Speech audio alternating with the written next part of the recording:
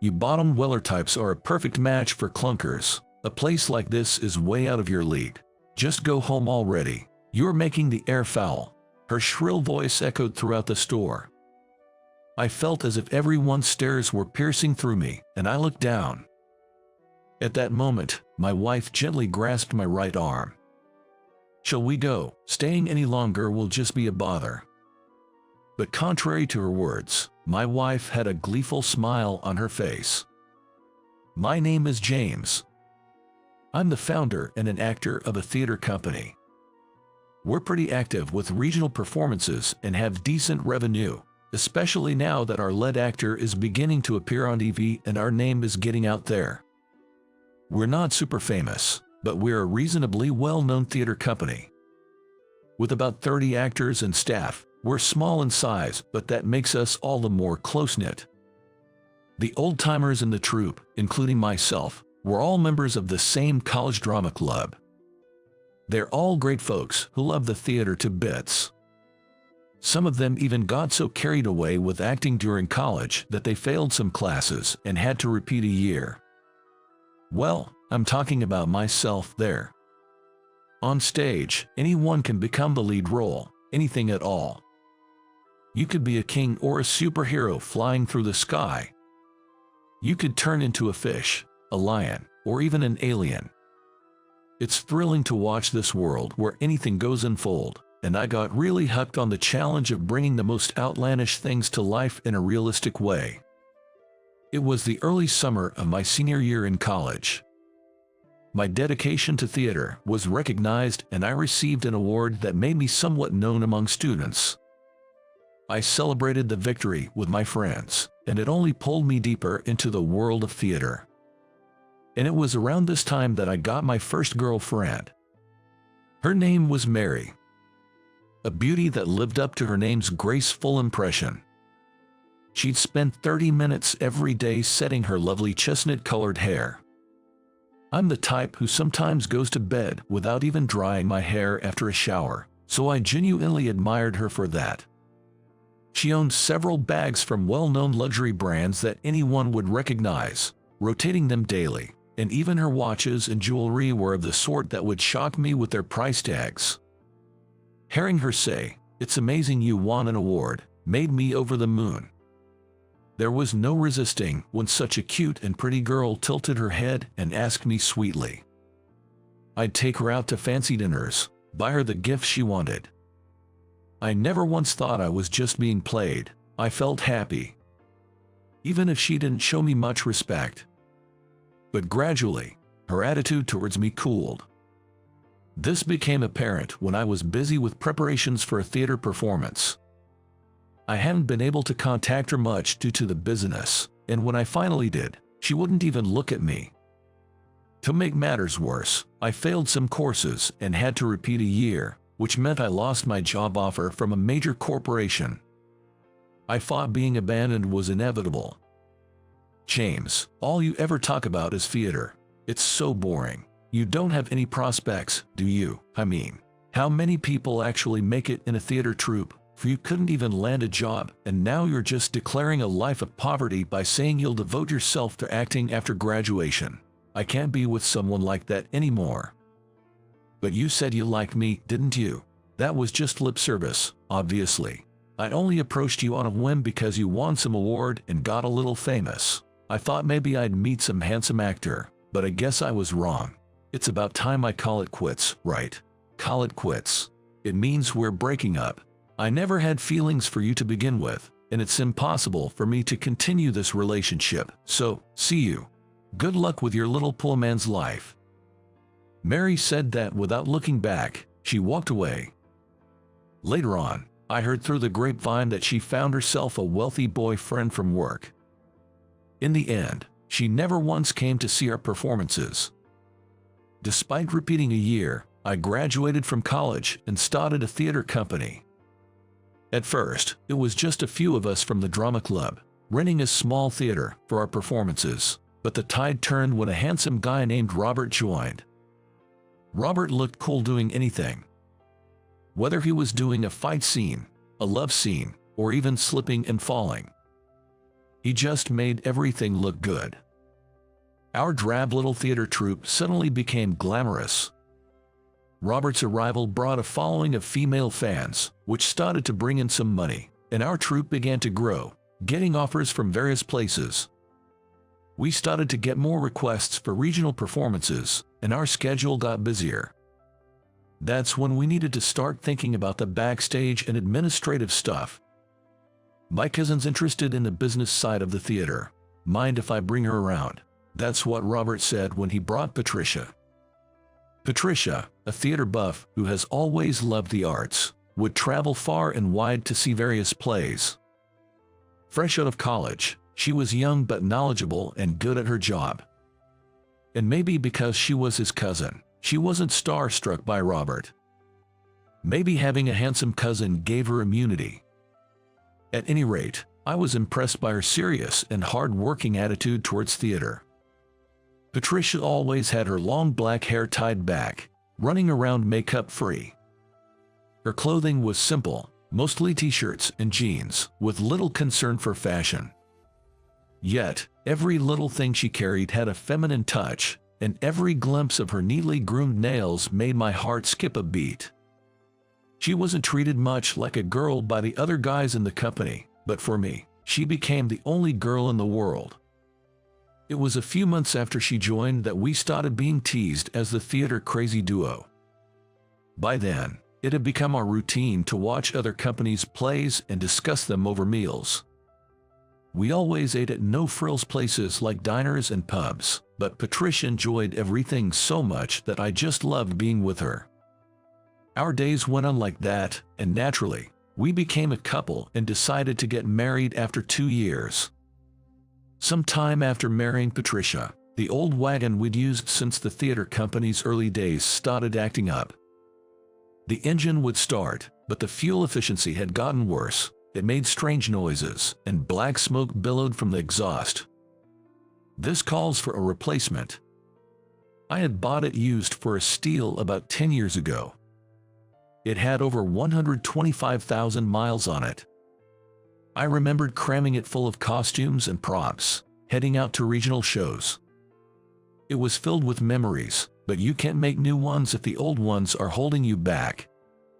If I was going to replace it, I wanted something nice, so I splurged on a brand from a foreign country that I had always admired.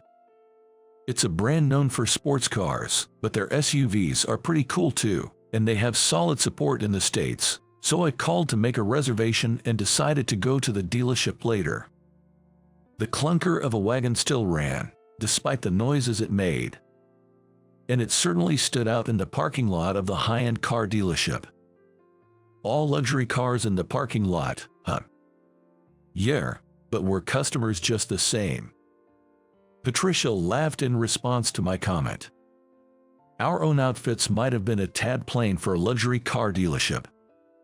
But we intended to buy a car, and we weren't just window shopping, so with some hesitation, we headed for the entrance.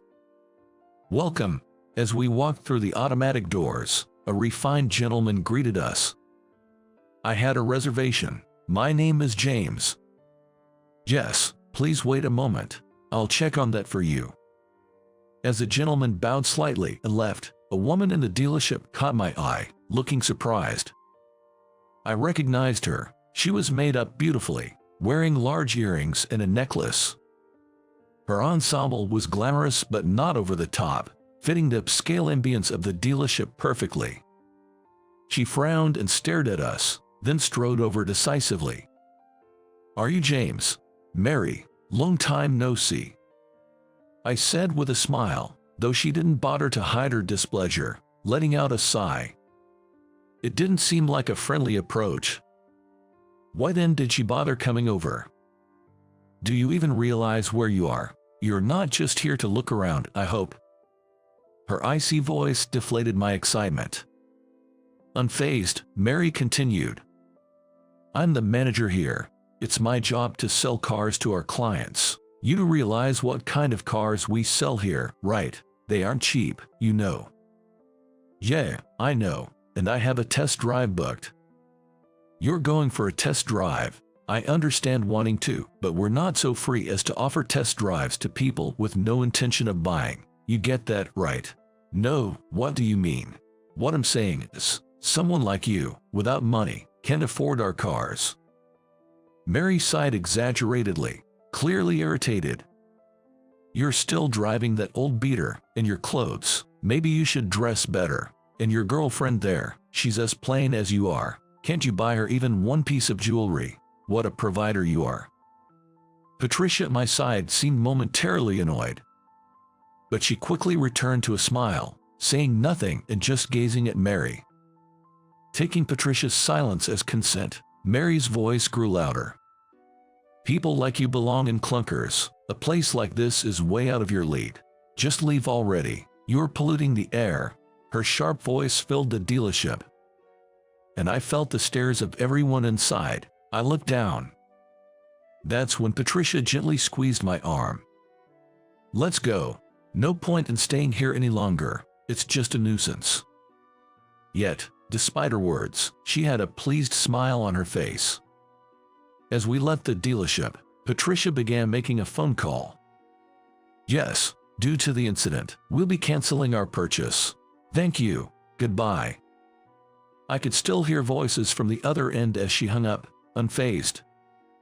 If they call back to apologize, all is well. If not, we'll reconsider our options. A relationship with a dealership is long-term. There has to be mutual trust. That's right. It would be strange if they didn't call back after we canceled a $700,000 deal. Indeed, the SUV we were looking to buy, with all the options, came out to $700,000. It wasn't a cheap purchase, but we had been saving up and were ready to pay in full, something I had mentioned when making the reservation. But Mary probably hadn't checked. Patricia had called the dealership's main office in America. Mary would likely hear something from headquarters. But given her pride, I couldn't imagine her apologizing. Would the company even apologize to an individual like us? They'll come to apologize, they must. You should be more aware of your own influence. Patricia said confidently. I just tilted my head, puzzled. A few days later, as Patricia predicted, a top executive from the dealership came to our house with Mary to apologize. We're terribly sorry to have disturbed you at home. Despite your reservation, Mary here behaved inappropriately, causing offense. That's not it. We left because we were told to leave. We sincerely apologize. The corporate man bowed deeply, while Mary did not even try to hide her discontent. She probably wasn't satisfied. She had been disgruntled since arriving, looking around restlessly and frowning the whole time. The lady over there says that people like us aren't suited for your company's cars. Told us we belong in a clunker. Is that true, Mary? What a thing to say to a customer. At Patricia's accusation, the male supervisor looked at Mary in alarm, but she just crossed her legs, leaned back, and acted arrogantly as if she didn't care. Well, isn't it the truth? They might live in a big house now, but they're still poor people driving a beat-up car and cheap clothes. Do they even have the ability to pay? The supervisor seemed flustered by Mary's unyielding attitude. We mentioned during the reservation that our budget was $700,000. We're freelancers and prefer to pay in full rather than take out loans. $700,000 in full. Jess, aren't you the manager? Weren't you aware? Well, James here hasn't changed a bit since the old days. And what does that have to do with anything? I don't know what kind of relationship my husband had with you before, but now he is a well-known stage actor. It may not be a major field, but he has even performed on the stage of the Empire Theater. We can't tolerate such attitudes based on assumptions. Mary went silent, her complexion turning pale under Patricia's relentless words. Jess, yes, I was well aware. James, the celebrated actor of Grindhouse Theater Troupe. I love theater and have been watching your performances for years. My wife is a fan of Robert from your company, and we've been to your shows together.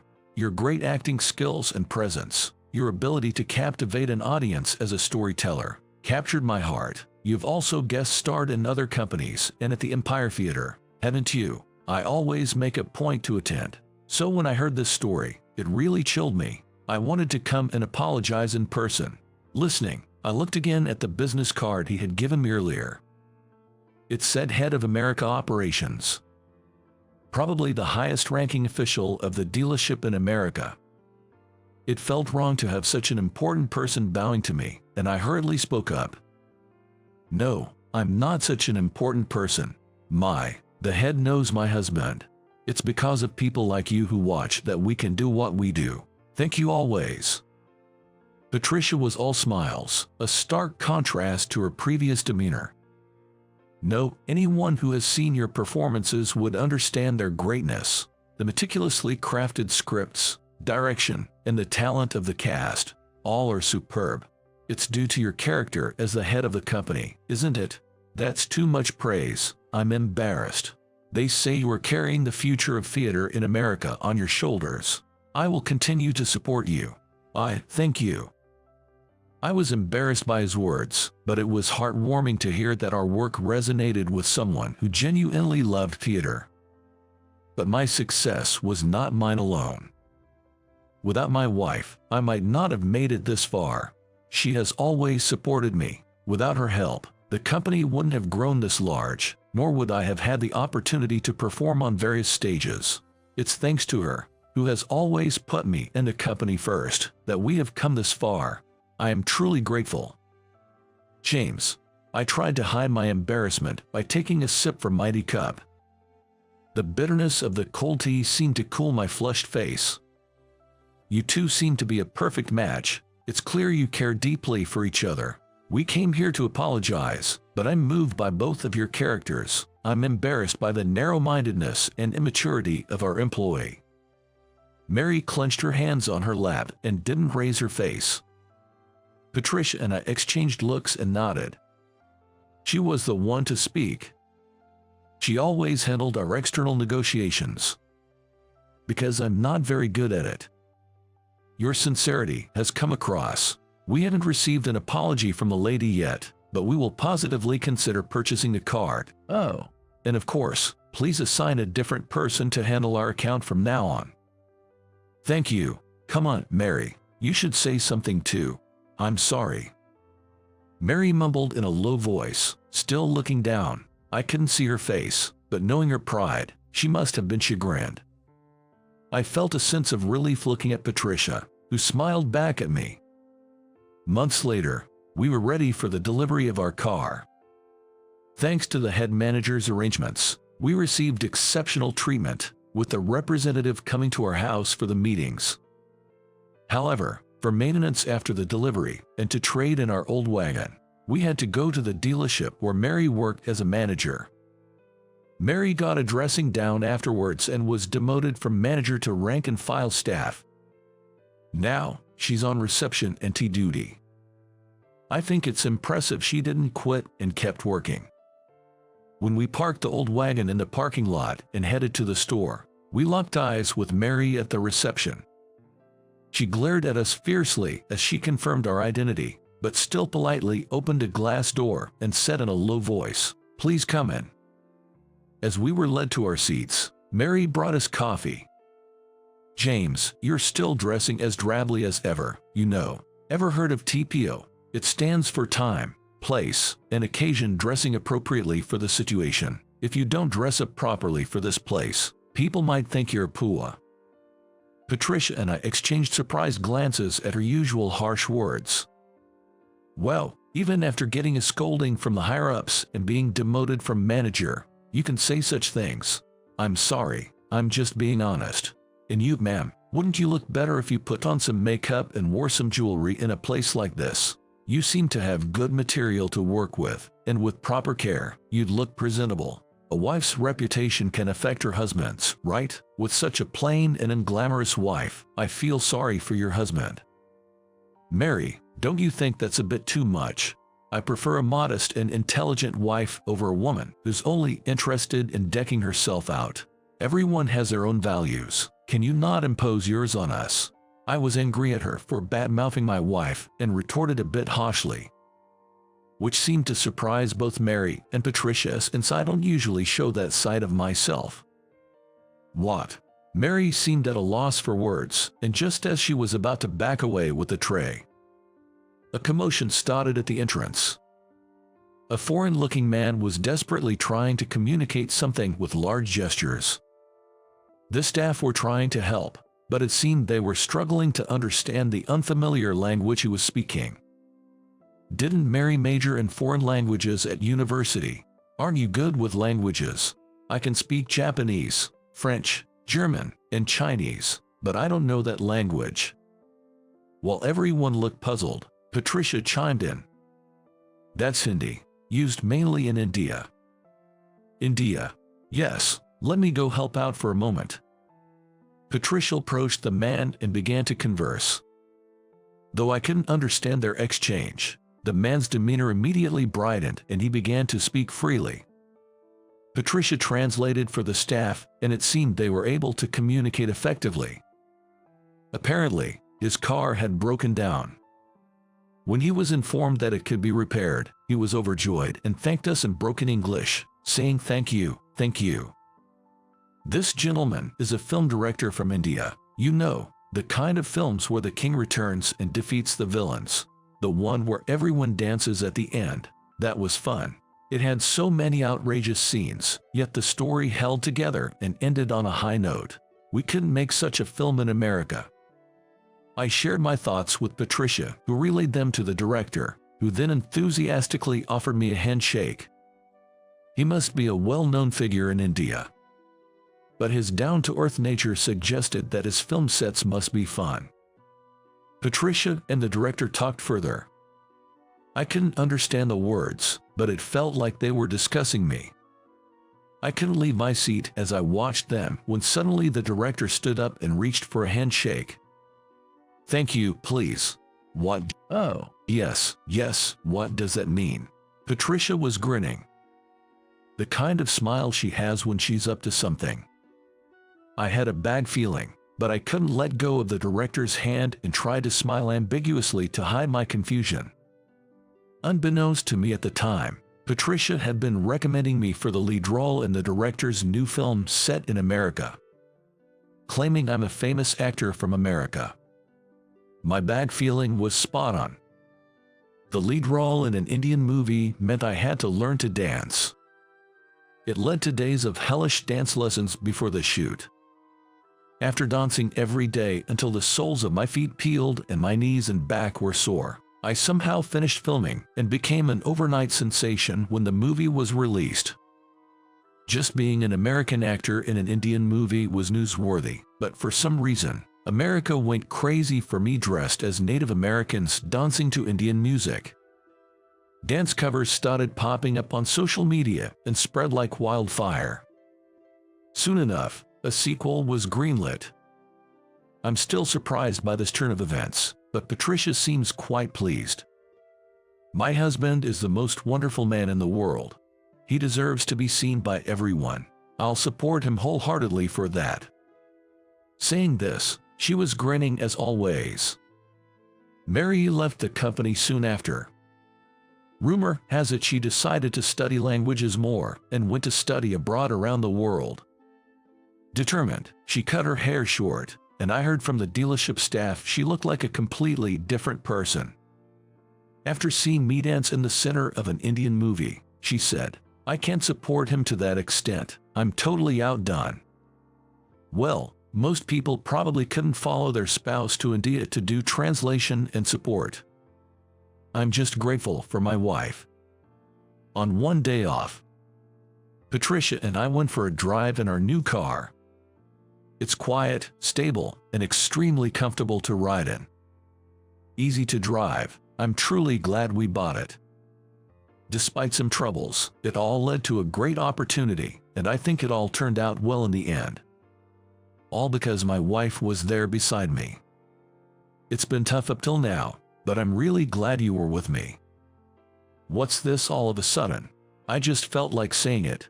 Looking forward to spending more time with you. Same here, and not just me, but this little one too. Patricia's words made me widen my eyes in surprise. She pulled out a pink booklet from her bag.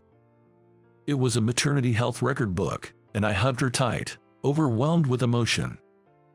Thank you, I'll cherish you both for life. Yeah, I hope we can add more to our family. Let's live every day with joy. I look forward to the future with Patricia. Maybe we'll drive this car on family trips and camping. Surely, days filled with smiles await us. And for that, I want to cherish her more than ever, to make her happy. That's what I wholeheartedly feel.